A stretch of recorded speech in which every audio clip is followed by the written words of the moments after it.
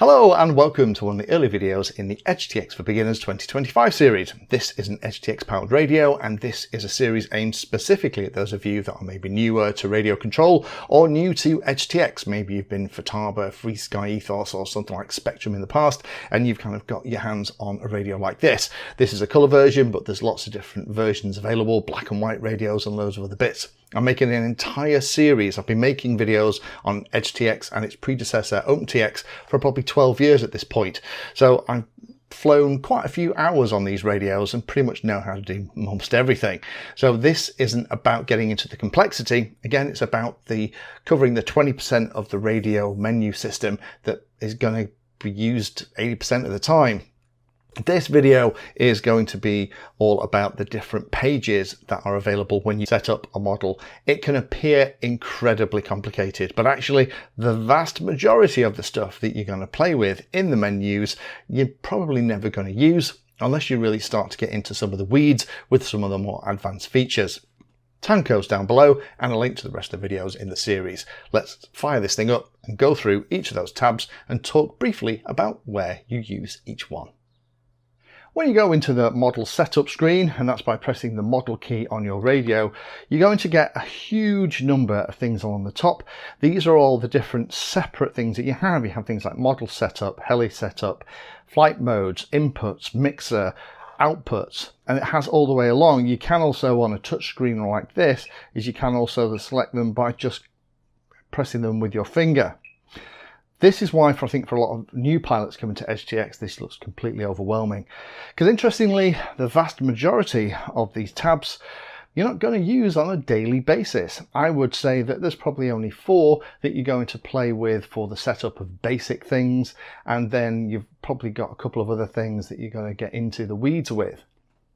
In this video, let's just go through each of them in turn. A couple of little tricks before we get too far into this. There is the option using enabled features here at the bottom of this very first model setup tab to turn on whether or not you want things like the different pieces, so flight modes, global variables, curves, logical switches. These are all the individual tabs here that you can turn on and off. So if you don't want it to look too cluttered here along the top and you want it super simple, then you can set them up. You can also enable and disable them by going into the system key, going across into the radio setup, and here at the bottom you have the same kind of thing, enabled features. We can turn on and off lots of different tabs. At the moment I've turned everything on because we're kind of going through what each of them do. So if you want to make your radio appear a lot simpler, if you're struggling to remember where things are, you can turn off stuff. Like, for example, if you're never going to use the heli setup tab because you don't fly swash helis and you don't have to set those up, you can turn that off. If you don't use the flight mode stuff, you can turn that off too. You can make it look a lot easier. So let's just escape out of all of that and go back into the model menus. Let's go through these. Model setup is the first screen and probably one of the most important. You're going to have to use this one on every single your model you set up, so you're going to spend a bit of time here. This is where you can give it a name, you can put it in different groups so you can find it when you're navigating stuff and changing models on the radio. You can add the model image so that it appears on the main screen. You can then decide whether or not how you want the internal or external radio frequency stuff set up. I have a module in the back of this radio for Express LRS, so I've got it set up for external, how you want your trainer set up, how you want your timers done, whether or not you want pre-start checks. That can be handy so that the radio will warn you of the 2 or 3 things you might need to do on a new model to fly, how you want your trims, how you want your throttle stuff done, your enabled features, and how you want your USB joystick to work. So this is one, if you're only coming in here just to add things like a unique name and add things like the image, you're almost always going to end up playing with something on the model setup screen. Next one is heli setup. Heli setup, unless you are playing with helis without stabilizers or flight controllers, where you are directly controlling the swash and you need to set up things like swash mixes and stuff like that. And if you don't understand any of that stuff that I've just said, you'll never need to use this tab. I've only used it 3 or 4 times in my entire career with EdgeTX. I have done videos on it, but to be honest, most pilots that are just using planes, wings, quads and things like that will never have to play with this. Next one then is flight modes. Flight modes are something that's a little bit more advanced, so I would say it's kind of an intermediate setup here in terms of the stuff you're going to play with. It's really handy to have flight modes because what you can do with the different flight modes is you can actually set up different things like how trims work, all kinds of stuff. Now, why would you want that?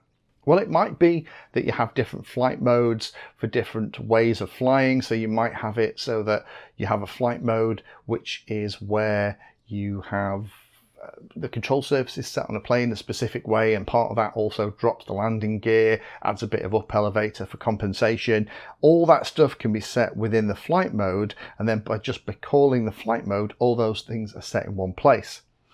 To be honest, most pilots will not use flight modes until they get quite deep into their career with EdgeTX, and what they'll realize that a lot of the complex setting up that they're doing is instantly easier if they just put all of those settings in a flight mode and just call the flight mode rather than have one switch do about 8 or 9 different things in the setup. Next one then is something called inputs. Inputs, surprise, surprise, is a really important one. This is how you connect physical controls on the radio, whether it's a switch, a slider, even the gimbals themselves, to a logical control with inside the radio.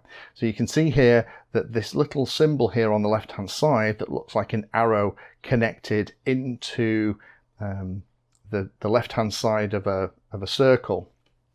And actually you'll notice here at the top, these 3 symbols together make one big symbol. So you have your inputs, how the inputs are mixed, and then how they are output. And the output side looks like a little servo, and that's very deliberate.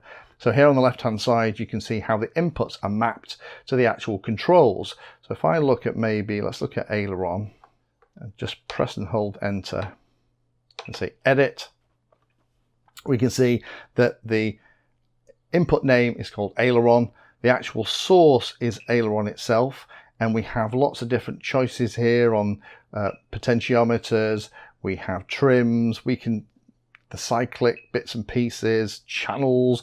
We could decide what it wants to be, but at the moment we'll just go for aileron on the axis stuff. Let's come at that. It's going to connect it. Also, the weights here are how much of the control is taken into the radio. This is by default going to be 100%, whether there's an offset, whether that input is controlled by a switch, and whether or not there is a curve on here or exponential. So this typically is if you want to add expo to a control, so wherever that control is used, that expo is going to be present, you would add it here. By pressing on the cog, there's additional things here about which side of the control is used, and also which flight modes this would be used for. In reality, most of the time you're just going to kind of leave this as it is. You're not going to change a lot in here because all you're really doing is just connecting the control to a logical function inside the radio. And when you set up a new model, it's usually going to look something like this, where aileron, elevator, throttle and rudder are going to be mapped. The order might be different, depends on the default setting in your radio, but that's all there is. There's nothing else. We can add extra ones by hitting the plus key at the bottom, but by default, that's just connecting the 4 main flight controls to be logical controls that we can then do something with. So how do you get that to come out? Well, the next thing in the process is mixer.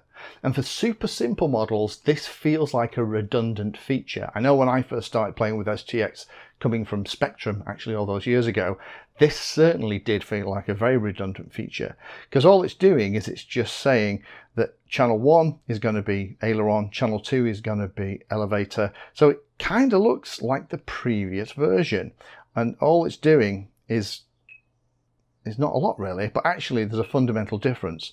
Here on the left hand side, it's actually connecting physical controls to inputs, and then this one is connecting those inputs to actual channels, channel 1, 2, 3, 4 and so on. So now aileron is not only a control, but it's going to be output on channel 1. And if we want to move things around in the order of the channels on the receiver that we're using, this is where we can do it.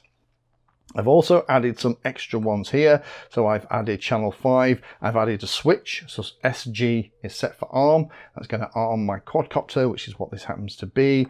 Channel 6 is set for Mose, channel 8 is set for buzzer. So those are showing very simply how those inputs are going to be mixed.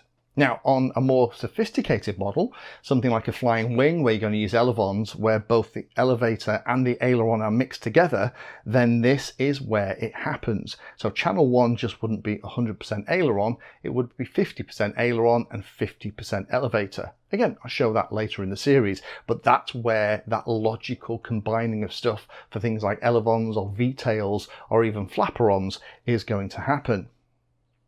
The last of this trinity is going to be the outputs.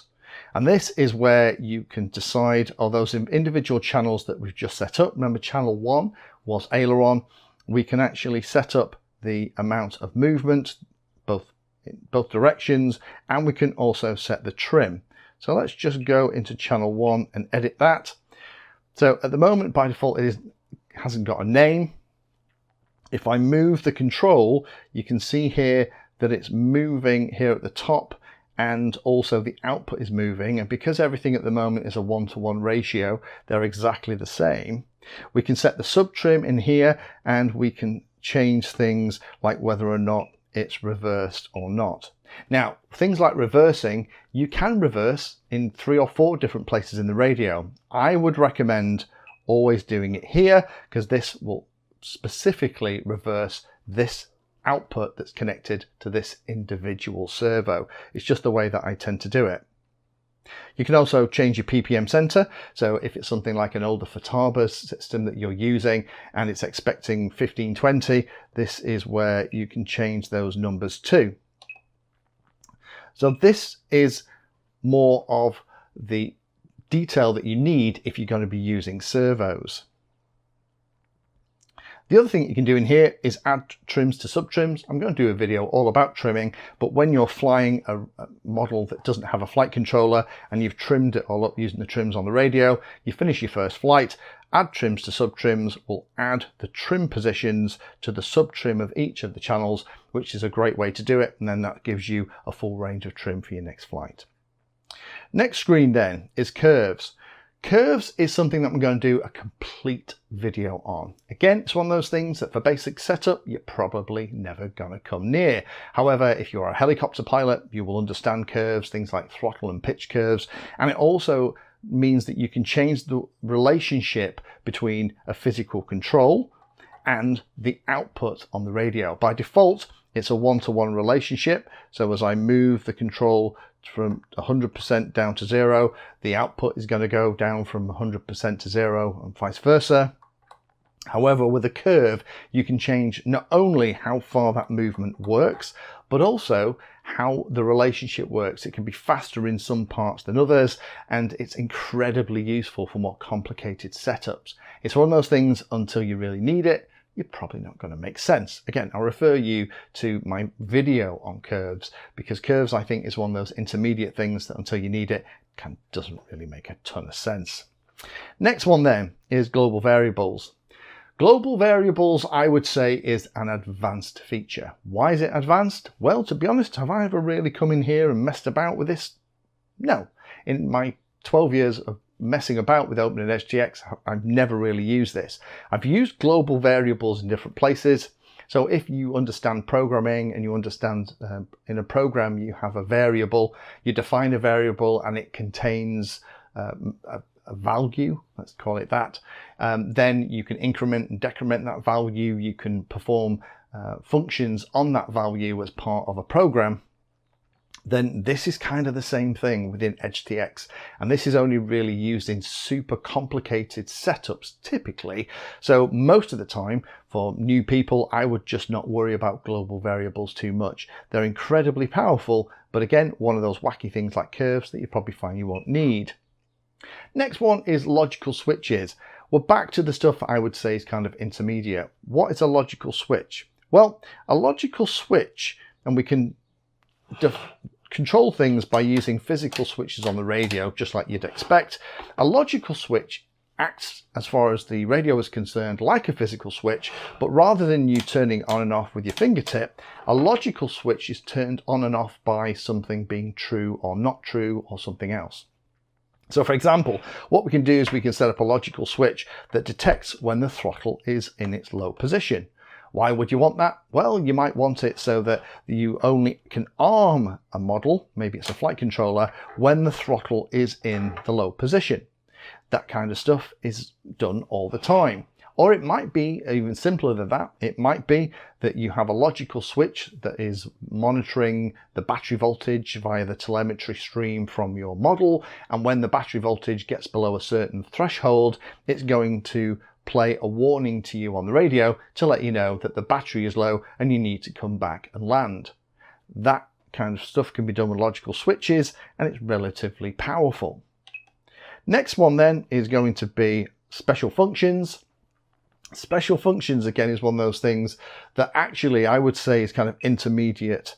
You can do lots and lots of different things, including in here, change things like the brightness of the screen, the volume of the announcements on the radio, but there's lots of other stuff too. If we go into the trigger, you can see here that we can change things like the volume, we can play different sounds. So the way that I would use this is in logical switches. I would maybe detect when the battery voltage was low, and then I'd use that logical switch to actually then play the battery is low, time to land sound file from the radio. So you tend to find that logical switches and special functions go hand in hand quite a bit as well. The last couple on this list are going to be custom scripts. You can add something called LUA Scripts onto the radio on the storage or SD card, and those little LUA scripts are like little programs like you run on your Mac or your Windows PC, and they do very specific things. They can do things like display all the telemetry, or you can have scripts running in the background. Now by default, a lot of time this custom scripts tab, as we've seen, is kind of not shown, but to be fair, is it one that I've ever used? Again, no, I haven't, and I've done some pretty complicated stuff. We have one more setup, and that is telemetry. Telemetry is fantastic. This is all the telemetry that's coming back from the model, and we can discover the sensors, we can add them, we can set whether we want alarms for things like low receiver quality, how the variometer is used if we have one in the plane. This is where you wouldn't set up the telemetry stuff, but this is where you would monitor that you can see stuff happening. The most time that I use the telemetry screen, if I'm being honest, is when I have landed a quad or a plane in somewhere that has very long grass. I can't see it anymore. I will use the RSSI signal quality showing on this screen, and the fact that these antennas here are directional to find that model. I've done videos on that in the past, but in day-to-day use, I don't really play with it. So hopefully that's a bit more interesting for you, and it explains very simply what each of those tabs do. Do I use them? No, there is lots here that I don't. Things like custom scripts, for example, I would actually turn off, because right now I wouldn't use it. I would probably turn off the Heli script as well. And I would recommend, if you're starting out and you're finding that you're not using the tabs, just turn them off. It will make the radio a lot less busy on the screen and potentially a little less overwhelming for you too. So there we have it. Those are the tabs, and as I talked about, you can disable an awful lot of them if you just find it a little bit overwhelming. I tend to find that I only use a very small number of the tabs on a daily basis. It's probably the main model setup, inputs, mixer, output sometimes to reverse channels, and typically the telemetry stuff. And I rarely get into all the weeds with the extra other bits and pieces unless I'm setting up something like a complicated manual plane that has flaps, gear, retracts, pan and tilt, head tracking, and all that jazz as well. So if you want to know more about all those other features, do check the links down below, and don't forget you can find hundreds and hundreds and hundreds of video on Open and EdgeTX, which will work on radios like this by simply just looking for the thing you're after and adding Pedantry 360 to the search term. Thank you for watching my video. Check out the playlist, and adding Pedantry 360 to your search terms will help you find my content. If you haven't done so already, please hit the like and subscribe button, it helps a lot. You can support the time I spend here answering questions and helping others by using the links in the video description.